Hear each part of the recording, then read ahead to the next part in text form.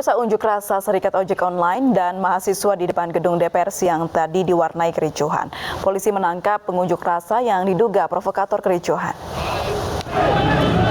Kericuhan diawali oleh aksi massa yang akan menutup Jalan Gatot Subroto dengan mobil komando namun dicegah oleh polisi. Namun massa melawan hingga terjadi saling dorong antara polisi dan pengunjuk rasa. Dalam aksi ini massa menuntut pemerintah membatalkan kenaikan harga BBM, mencabut kenaikan tarif dasar listrik dan memberantas mafia migas dan pertambangan.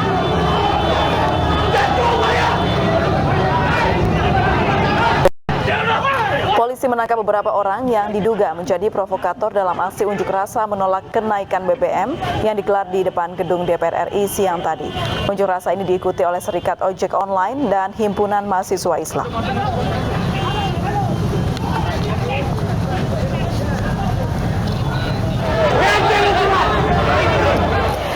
Pemirsa, aksi demo penolakan kenaikan harga BBM juga ricuh. Pendemo berusaha menghadang truk yang melintas namun digagalkan polisi.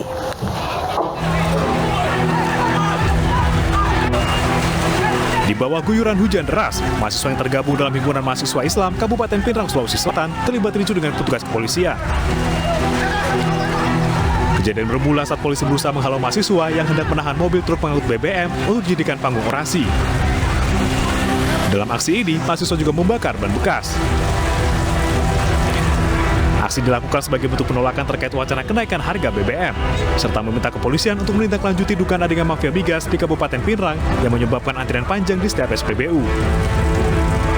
Yang panjang di SPBU itu salah satu gejala terbatasnya. Oleh karena itu kami menganggap bahwa terbatasnya BBM itu kami juga ada mafia yang bermain dalam hal ini. Oleh karena itu coba Pinrang pada hari ini.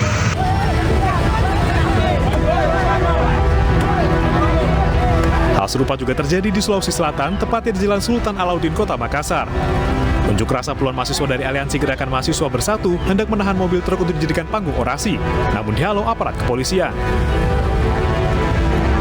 Dalam unjuk rasa, massa aksi melanjutkan orasinya sambil membakar ban bekas tengah jalan sehingga menutup badan jalan. Unjuk rasa mahasiswa ini juga didasari penolakan terhadap wacana kenaikan harga BBM.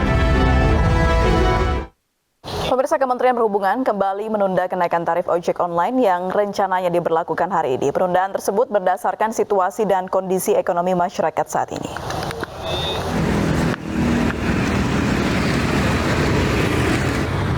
Untuk kedua kalinya, Kementerian Perhubungan menunda kenaikan tarif ojek online yang seharusnya dilakukan hari ini. Situasi ekonomi masyarakat yang tengah terhimpit dan masukan dari berbagai pihak mendasari penundaan kenaikan ini. Kemenhub belum dapat memastikan sampai kapan penundaan ini berlangsung. Sampai kapan ketentuan ini akan ditunda, tentu akan sangat tergantung dari situasi dan kondisi yang berkembang. Kami berharap adalah hasil yang terbaik, ya. Nanti hasilnya adalah hasil yang terbaik, di mana nanti adanya penyesuaian tarif baru ojol ini tetap bisa dijangkau oleh masyarakat, tidak memberatkan masyarakat sebagai pengguna jasa, tapi di sisi lain juga tetap bisa memberikan dampak yang optimal, ya, dampak positif yang optimal bagi para pengemudi maupun juga pada aplikator. Penundaan kenaikan tarif ojol ini pun menuai tanggapan beragam dari para pengemudi ojek online. Jadi tanggapan dari kami nih sepertinya dari Kementerian Perhubungan juga tidak ada solusi seperti itu. Jadi tarifnya masih tetap sih, malahan untuk tarif sih cenderung lebih turun daripada yang sebelumnya seperti itu. Apalagi kalau untuk jarak jauh. Kalau saya pribadi sih nggak masalah ya tarif ojol. Kalau kita lebih menekankan masalah komisinya, masalah potongan itu yang 20% kalau bisa dikurangin lah. Kalau naik takutnya penumpang berkurang, harganya kan jadi mahal tuh. Jadi susah lagi kita nyari penumpang. Akhirnya penumpang beralih ke mode transportasi yang lain kalau tarif naik begini. Sebelumnya, kenaikan tarif ojol pada 14 Agustus lalu juga ditunda. Penyesuaian tarif ojol dibagi menjadi 3 zona yang mengatur tarif batas atas, tarif batas bawah, dan tarif minimal. Pemirsa, Polda Jawa Tengah mengungkap 178 kasus narkotika yang tersebar di 35 kabupaten kota. Dalam penangkapan para tersangka terungkap jaringan internasional asal Afrika.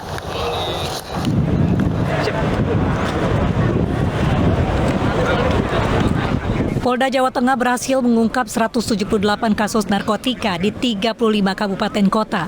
Para tersangka sebanyak 222 orang ini merupakan pengguna sebanyak 3 orang, 191 orang kurir, dan 28 orang bandar.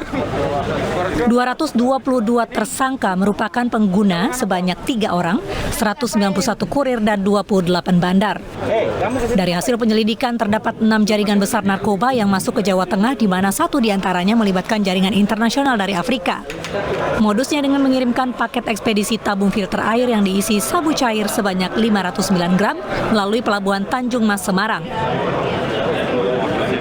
Kasus yang menonjol dari pengungkapan ini adalah jaringan internasional, dalam hal ini adalah dari Afrika yang kemarin kita bongkar dari Bea Cukai bersama dengan kita, yaitu hampir 500 kg sabu bentuk cair dalam paralon yang penangkapannya adalah di Mijen. Itu berhasil kita ungkap. Komisi 3 DPR RI mengapresiasi Polda Jawa Tengah yang meringkus peredaran narkoba di Jawa Tengah. Polri tetap konsisten untuk menjadi polisi rakyat, tetap konsisten untuk melaksanakan kerja-kerja yang luar biasa yang selama ini sudah dilakukan. Dari tangan para tersangka, sejumlah barang bukti narkotika jenis ganja, ganja sintetis, sabu, sabu cair, dan obat berbahaya lain dapat disita dan diamankan. Sebuah truk pengangkut barang terguling di Jalan Kalimalang, Jakarta Timur. Kami hadirkan informasinya usai jeda berikut ini.